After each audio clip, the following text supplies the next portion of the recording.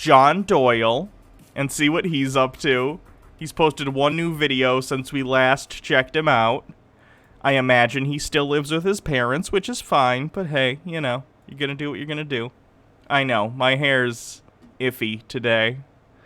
But yeah, let's see what's going on with John Doyle. Total War 2020 morale booster. Oh no. What may be inappropriate about this video?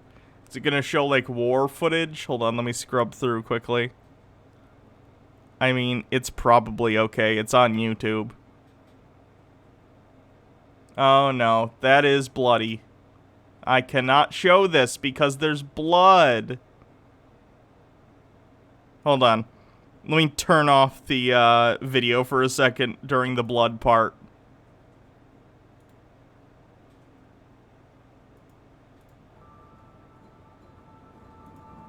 It's an American flag in various American cities. Now it's burning. Now it's like riot. This is how footage. nations collapse. When no one in authority keeps order, and when so many in our professional class encourage violence, American citizens are forced to defend themselves. They have no choice. No one else is going to defend them. They know that now. The worst people in our society have taken control. They did nothing to build this country. Now they are tearing it down. Oh, it wasn't blood. It was literally paint on something. So never mind. Sorry. It looked like blood in the, you know, the little box at the bottom, but it was just paint. They say the average lifespan of a great civilization is 336 years. For context, the United States of America is 244 years old. But we are by no means just a great civilization alongside the Egyptians, the Greeks, or the Romans, because we are the greatest civilization in the history of the world. Oh god, can we not try and judge civilizations against each other like it's a fucking sports competition? Jesus Christ. What do you mean the greatest civilization in the history of the world? Wing Ultimate Nug says, "Hi Hannah, how are you? I'm trying to survive the 6th highest heat record in my city this year. Oof. Hope you have an air conditioner or at least a fan."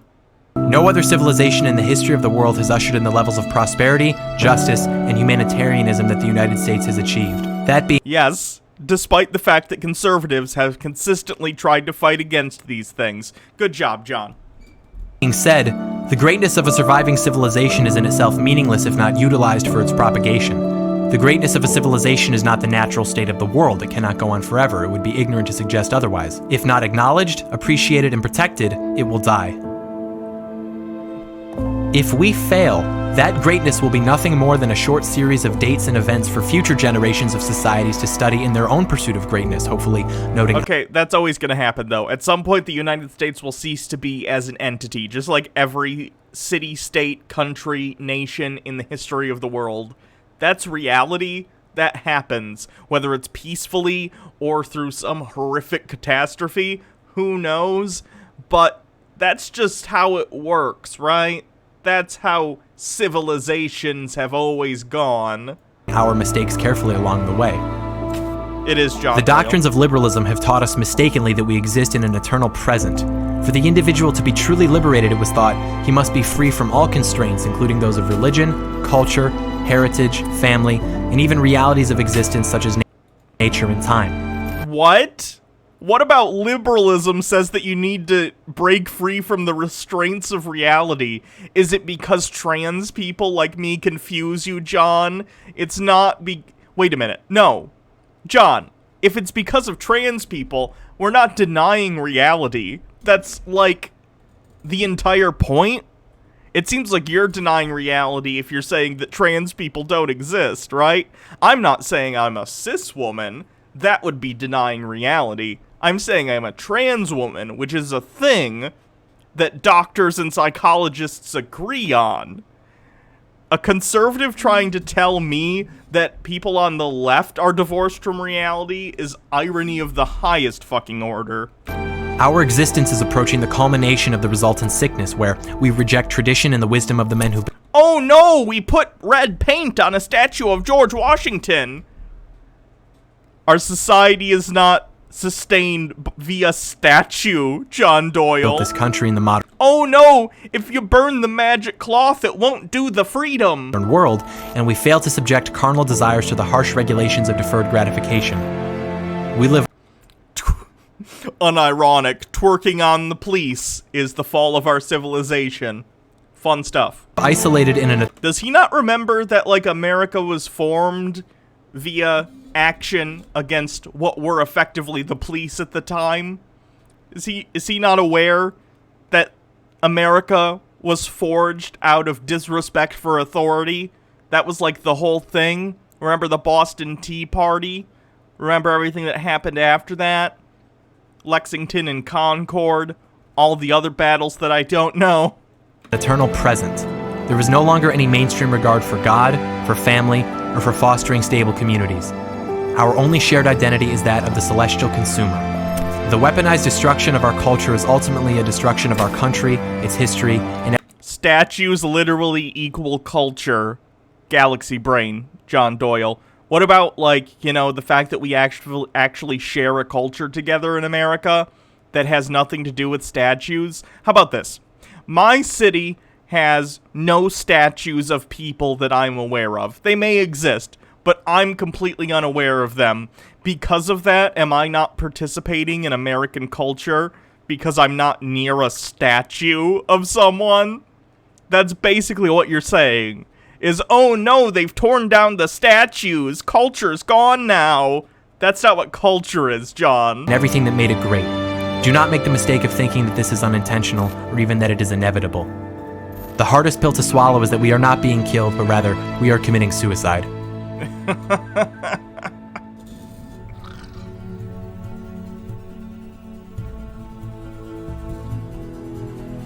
That being said, once we accept that the reality of our demise is ultimately our choice, since inaction is making a choice, we can begin the process of undoing the destruction of our country and restoring it to its former glory. Our existence in the eternal present has made us pacified and numb. We cheer when someone quotes President Reagan in saying that freedom is never more than one generation away from extinction, yet I don't. Ronald Reagan was a dickbag who laughed at the fact that gay people were dying of AIDS under his watch. Ronald Reagan was a shitbag. Do not applaud Ronald fucking Reagan. He literally was involved in a scheme where, like, the FBI, or maybe it was the CIA, I'm sorry, where the CIA was selling drugs to drug cartels in South America in order to get funds for, let me look up the Iran-Contra scandal. Hold on. Iran-Contra scandal. The Iran-Contra affair, popularized in Iran as the McFarlane affair. The Iran-Contra scandal, or simply Iran-Contra, was a political scandal in the United States that occurred during the second term of the Reagan administration. Senior administration officials secretly facilitated the sale of arms to the Khomeini government of the Islamic Republic of Iran, which was the subject of an arms embargo. The administration hoped to use the proceeds of the arms to fund the Contras in Nicaragua. Under the Boland Amendment, further funding of the Contras by the government had been prohibited by Congress. So, fun fact, the Reagan administration committed treason. Hip hip hooray. Dude Spanking Dude says, am I still valid if I can't get on hormones? Of course you are. You're valid now, and you're valid if you get on hormones. If you can't, whatever. You're valid. You're valid. Don't let anyone tell you otherwise. The official justification for the arms shipments was that they were part of an operation to free 7 American hostages held in Lebanon by Hezbollah, a paramilitary group with Iranians tied to connections to the Islamic Revolutionary Guard Corps. The plan was for Israel to ship weapons to Iran, for the United States to resupply Israel, and for Israel to pay the United States. The Iranian recipients promised to do everything in their power to achieve the release of the hostages. The first arms sales authorized to Iran were in 1981, prior to the American hostages having been taken in Lebanon. The plan was later complicated in late 85 when Lieutenant Colonel Oliver North of the National Security Council, fun fact, he's a commentator on Fox News now, diverted a portion of the proceeds from the Iranian weapons sale to fund the Contras, a group of Sandinista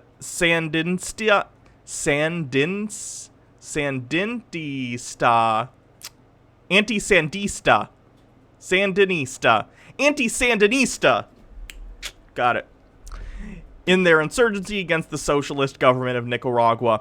While President Ronald Reagan was a vocal supporter of the Contra cause, the evidence is disputed as whether he personally authorized a diversion of funds to the transfer with Iran. He did. As well as the sale of Hawk and TOW missiles to moderate elements within that country. So literally, they were selling weapons to Iranian terrorists to get funds to give to insurgents in South America to fight socialism. I'm not fucking kidding. Ronald Reagan is a piece of fucking trash. There's nothing funny about the tools of capitalism. Mock Turtleneck, thank you for gifting a sub. We fail to do anything to preserve it in our everyday lives. We have taken American exceptionalism for granted. We have treated it as a permanent trophy to be displayed in pride instead of a condition which can only be preserved through the combined effort of millions of virtuous, hardworking Americans. We decline to recognize the reality of our That was a lot of white people. failures. We recognize that we are losing, but still resort to the same tactics and principles that have failed us in the first place, such as playing political hot potato with who the real racists and Nazis are, a leftist tactic that we incorrectly believe we can somehow use against them while burning resources in the process. We make... What are you talking about? No one is under the misconception that the Nazis were leftist. The Nazis were far-right extremists. Dude spanking dudes. Blair is too soft on Poop Girl in the vid. There's a vid of Blair White, I assume. Hi, welcome. Oh, Christ. Alright. Okay, I'm done taking submissions because I have so many videos. That's the last submission I'm taking today. Because then people in a couple days are just gonna be like, I sent you a video 2 days ago. This is the max I can get through. Make the mistake of believing them when they claim a consistent anti-racism conviction, so we I'm glad Ruth Bader Ginsburg is out of the hospital. Good. think pointing out She's just gotta survive till November, hopefully. Or January, I guess. how they're actually racist in history or effect will win, but the only conviction of theirs is anti-Americanism by any means necessary. I know dumb shits on the right think the Nazis were leftists. They're wrong, though. Arguing about who the real racists are is the conservative political equivalent of arguing that you should at least get to go first in a game that was designed to invariably facilitate your defeat. Think of all those videos about Bernie supporters Hey, how about this, John? If you stop doing racist stuff and acting like a fucking racist and going to racist apologetic positions, people will stop calling you racist because you will no longer be that. That'd be great. loving the Republican tax plan when they hear it. Conservatives will react to this by ascribing ignorance to them. The reality is that people are no longer voting on the issues. The issues are irrelevant. People are voting. Okay, but even if someone is like, yeah, that tax plan sounds good, if your party is consistently showing itself to have disdain for you because of the color of your skin, on the it doesn't matter how much they agree with your tax plan. That's the issue with the right in this country, among many other things. They put this identity politics, white people are great bullshit above actual positions, and it colors the country's view of them, appropriately so. Trump is just the first one to be completely mask off about it.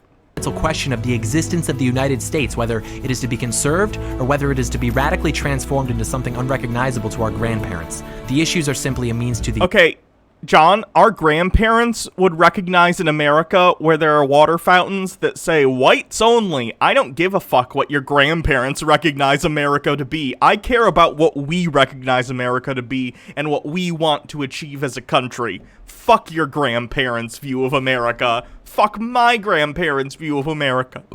Excuse me. They're not going to be around much longer. We get to decide what the country is, because we are the citizens that live in it. Stop trying to be like, oh, but tradition. Okay, traditionally, talking about, like, how long slavery was a thing in America, let's say. Traditionally speaking, slavery is an American thing, right? We fought a whole war over it because the South didn't want to give up their slaves. It doesn't mean slavery is good because it's traditional. The end. And after the election of President Trump in 2016, we continued our destructive pattern of living Doyle works at a Subway? Is that true, or is that just a meme? in the eternal present. We became lazy. We developed a Pavlovian defense instinct against criticism of our president because of the media's unrelenting attacks against him for silly and inconsequential things. Do you remember the Obama tan suit thing? Or when he put, like, ketchup on a hot dog? I don't remember the specifics, but I remember Fox News freaked out about that. And that made us incapable of holding him accountable when it was necessary. And while Trump He posted pics. Okay. may rightfully not listen to polls, I live in Michigan. Now I kind of just want to go to the Subway John Doyle works at so he makes me a fucking sandwich. That sounds great. does listen to TV ratings, and he does note that Tucker Carlson has broken all-time records for cable television recently, and much of that time was spent criticizing. If Jake figures it out, obviously we won't dox him because that's wrong. But if he figures it out and he's gonna go, he needs to let me know so I can go with him and we can both go fuck with John Doyle. The direction of the Trump administration and campaign. This tells us that there is hope for President Trump and for the future of our country. But President Trump is just a man. Ooh, we can. You know how we can figure it out? Fun fact: Baja Blast figured out where John Doyle lives. I'm not going to explain how because then you would dox him, and that's wrong. So with that knowledge and Jake's knowledge that he works at a Subway, we could narrow this shit down. Yeah, we just gotta look at a map of all the subways within a certain radius of his house and scope them out and be weird and go in and be like, hey, is John working today? And they'll be like, John who? Oh no. He is a great man and he is a hero, but he is only the beginning. To take our country back... Actually, I gotta ask Jake about this.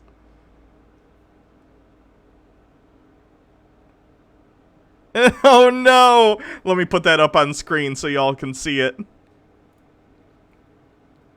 Oh god! Is he a current Subway employee or is this an old video? Or old picture? Hold on, let me text him real quick.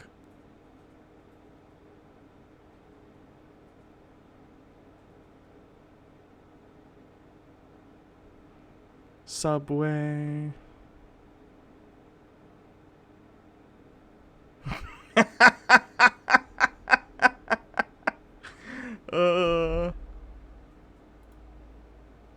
Where did it go? We will need entire generations of men who are moral, disciplined, and focused. The true measure of a man is much less his ability to live without conflict than it is his ability to risk his life without hesitation for something greater. Did he bring a gun into work? Was that a real gun? Did he bring a gun into his job at Subway? Because that's bizarre. John Doyle. Weirdo. Himself. Our fables have deceived us into believing that upon completing the hero's journey one can live in peace. The reality of our existence is that there can be no true happy ending, for peace, goodness, and prosperity are not the natural state of the world. And because of that, men who become soft in times of such conditions risk losing them altogether. We have been deceived. Someone needs to send that picture to every Subway manager in the town where he lives, and if he still works there, he can probably get fired for that. That'd be great. Into believing that society ought to be oriented towards comfort, which inevitably leads to apathy, laziness, and impotence. The only nobility of comfort is that men have fought and died to achieve it for their families and their neighbors. Indulging oneself in the residual effects of those efforts while refusing to carry and pass the torch to future generations is the opposite of noble. Unearned comfort knows no nobility. A great civilization is one that is oriented towards good, and values like freedom and justice as a result.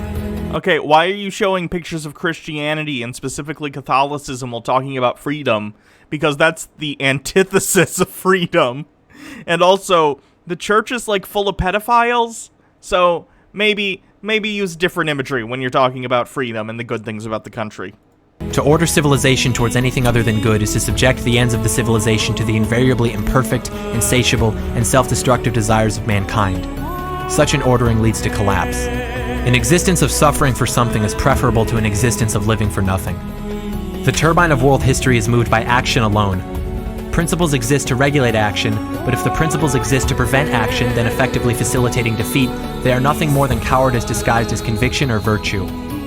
The cowardice of weak men has led our society into despair and its near collapse, and it would seem that things are going to have to continue to get worse before they can get better. And while there is reason to be optimistic about our future, sometimes I look at our flag and can't help but think it isn't worth sacrificing for anymore. But it can be.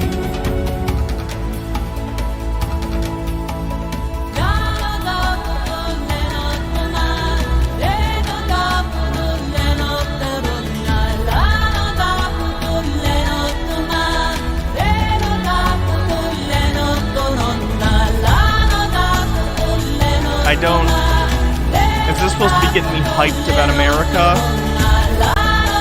It doesn't.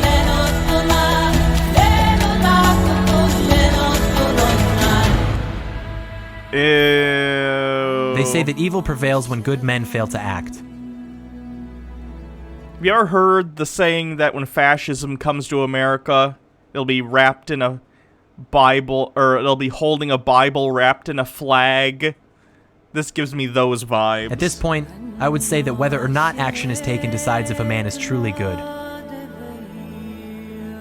Men died for you. Will you earn their sacrifice? Fuck off.